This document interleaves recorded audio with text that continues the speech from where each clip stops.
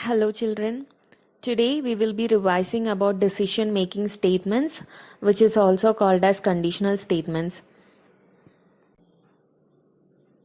Decision making in programming is similar to decision making in real life. In programming also we face some situations where we want a certain block of code to be executed when some condition is fulfilled. A programming language uses control statements or decision making statements to control the flow of execution of the program based on certain conditions. So Java's decision making statements are if else, nested if else if, switch case. First, we will see if statement. If is the most simple decision making statement. It is used to decide whether a certain statement or block of statements will be executed or not. That is, if a certain condition is true, then a block of statement is executed, otherwise not. Syntax is if condition statements to be executed, then close the bracket. Here the condition after evaluation will be either true or false. If statement accept boolean values, if the value is true, then it will execute the block of statements under it. Example. Here in the example you can see that int I is equal to 10. If I is greater than 15, system.out.println 10 is lesser than 15. And again outside you can see system.out.println I am not in if.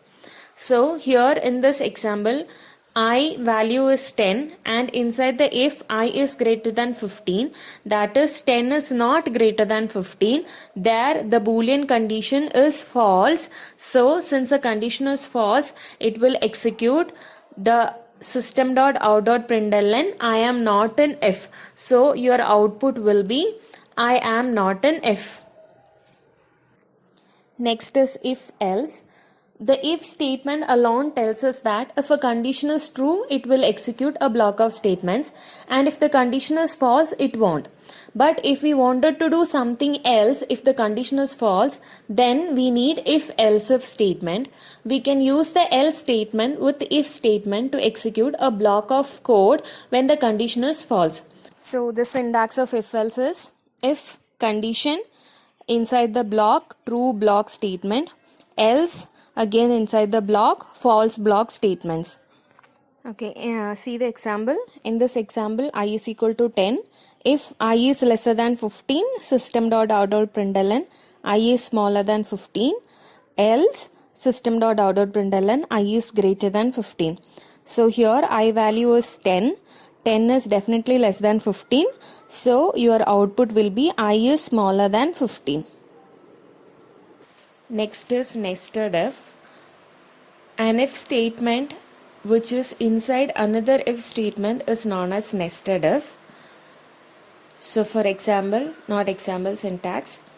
If condition 1, inside that you have another if condition 2, then a block of statements, then closing bracket. So here if the condition is 1, it gets entered into the if block. It executes the condition 1 statements and then it checks whether the condition 2 is true or not. If the condition 2 is true, it executes the block of statements for the condition 2 if block, or else it just comes out of the loop. For example, as nested if demo, public static void main, then you have I is equal to 10. If I is equal to 10, then again there is no statements for that. Directly another if I is less than 15, system.out.println I is smaller than 15. Again another if I is less than 12, again system.out.println I is smaller than 12. 2. Then again else system.out.println I is greater than 15. So here you can see that I value is 10. So first of all it gets entered into the if block. So I 10 is equal to 10 The next it will check whether 10 is less than 15. Since the condition is true, your output will be I is smaller than 15. Then again it checks the second condition, that is whether 10 is less than 12. Here the condition is true, so you will have an output I is smaller than 12 too. So then next is else part. So else part is for that if. So since the if I is less than 12 got satisfied, else part will not get executed. So your final output will be I is smaller than 15 and I is smaller than 12 too. So next is if else if ladder. Here a user can decide multiple options. So the if statements are executed from the top down.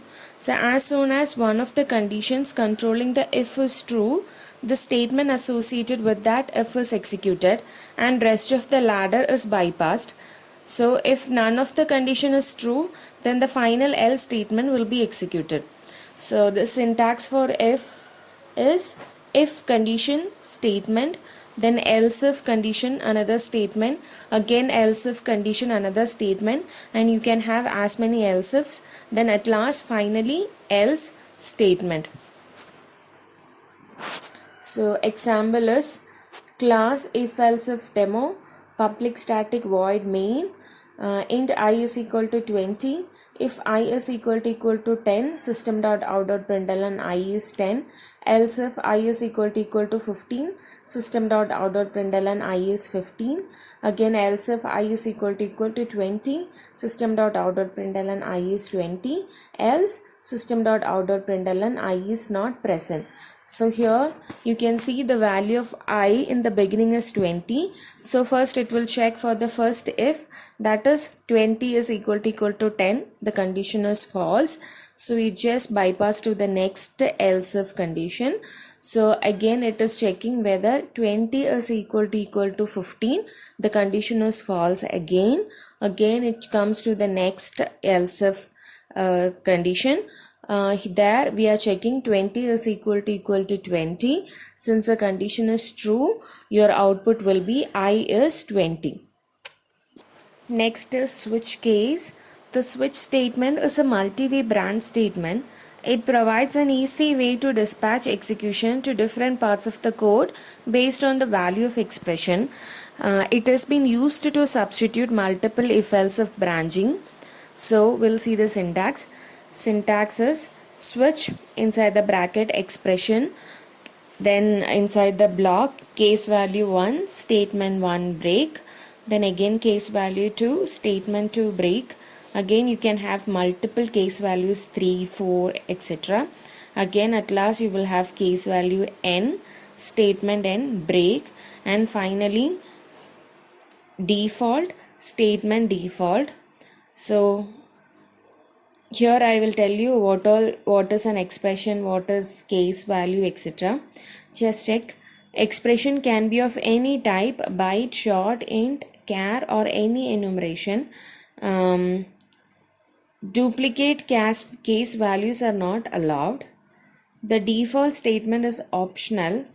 The break statement is used inside the switch to terminate a statement sequence. The break statement is optional. If omitted, execution will continue on to the next case.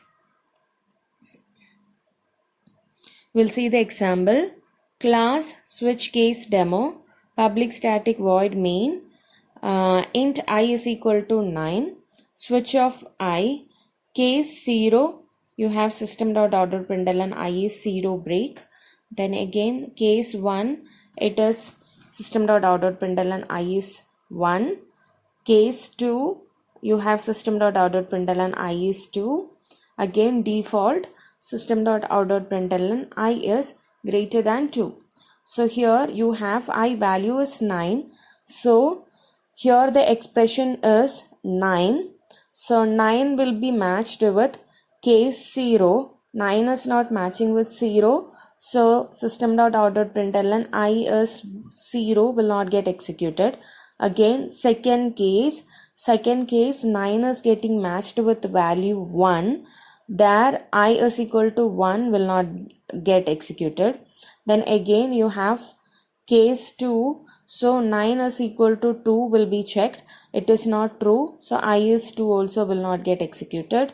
Then again default, since the none of the cases are not matching, the default statement which is I is greater than 2 gets printed. So your output is I is greater than 2. Fall through. In a program where multiple cases are available, the control needs to execute a specific case block for a given switch value. That is, if the break statement is not applied at the end of a case, then the control enters to the next case statement for execution. So this unusual execution of more than one case at a time is called as fall through. So we'll see the example. Switch of n, case 1, system.out.println, understanding, there is no break. Again case 2, system.out.println, information technology, no break. Case 3, system.out.println, idea publishing company, break. Case 4, system.out.println, New Delhi, break. Default, system.out.println, wrong input. So your output will be like when n is equal to 1, understanding, information technology, area publishing company, and then it just terminates since there is a break after area publishing company. So when the n value is 4, then you will have output only New Delhi since there is a break statement. So that's all about decision making statements. I hope you are clear with all the syntaxes as well as the examples I have explained.